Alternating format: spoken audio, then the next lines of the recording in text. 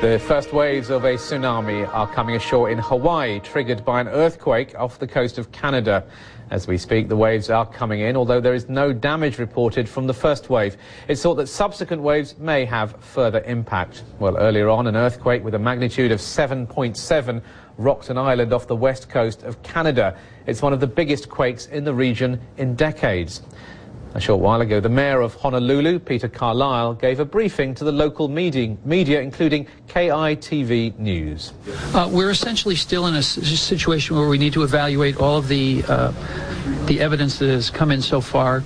We have postponed any further comment until about midnight, so we do not want people returning to the tsunami evacuation zones. So we want to make absolutely unequivocally that people stay away. We believe that we'll have enough information in the next 2 to 3 hours to be able to determine when and if we're going to be able to issue an all clear. But as it is right now, we do not want people returning to their homes. We want them to stay in a location where they're safe.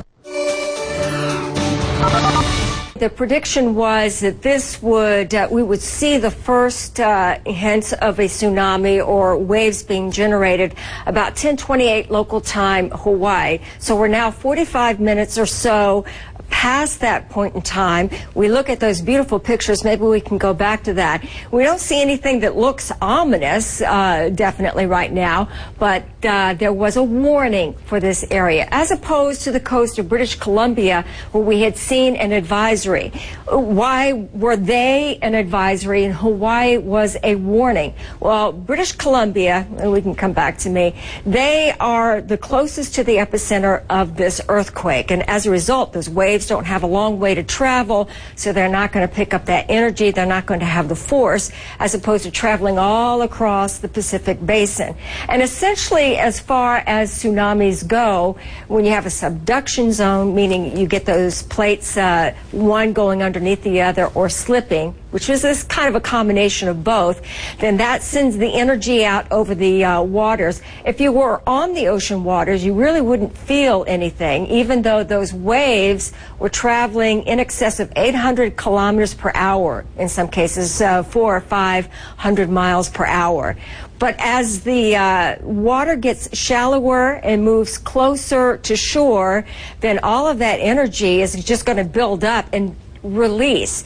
Well, for Hawaii, they were expecting about 1 meter to 2+ meters or so, a tsunami. So we're looking at 3 to 7 feet is what we had anticipated originally. This, the kind of cause and effect from a 7.7 earthquake right around the central British Columbia coast, and that is a logging area, it's forestry, it's not very well populated at all, it's very sparsely populated, but you can guarantee there would be people right there who definitely would have felt that, but because it's so sparsely populated, we're not hearing a lot of people call in and say that they felt it. There have been aftershocks, just about a dozen or so since this initially occurred. Most of those aftershocks, Natalie, have been along the 4 and 5 magnitude, so nothing like the 7.7 magnitude. Back in 1947, they had an 8.1, almost exactly in the same area. This particular one, the 7.7 one that just occurred, was reasonably shallow, I would say moderately shallow, just about 17 kilometers deep. The initial report, Natalie, was that it was about 10 kilometers deep. So that's fairly shallow, but it triggered the warning systems to go off, and that's why the people in Hawaii said we're going to issue a warning, a tsunami warning.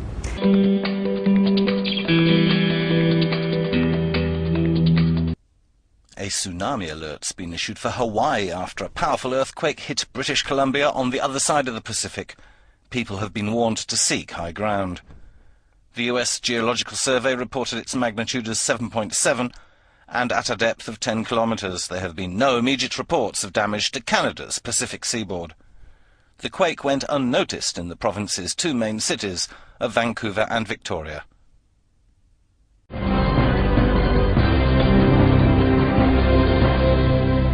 The Pacific Tsunami Warning Center issued the tsunami warning for the state of Hawaii. The center observed tsunami waves of up to 57 centimeters on Oahu and other islands around 22:30 local time or 8:30 UTC. Tsunami advisories from the West Coast and Alaska Tsunami Warning Center are also in effect for Northern California. The earthquake occurred in the province of British Columbia on the west coast of Canada on Saturday night local time, or 3:04 UTC on Sunday. The epicenter of the quake is about 600 kilometers northwest of Vancouver near the Queen Charlotte Islands.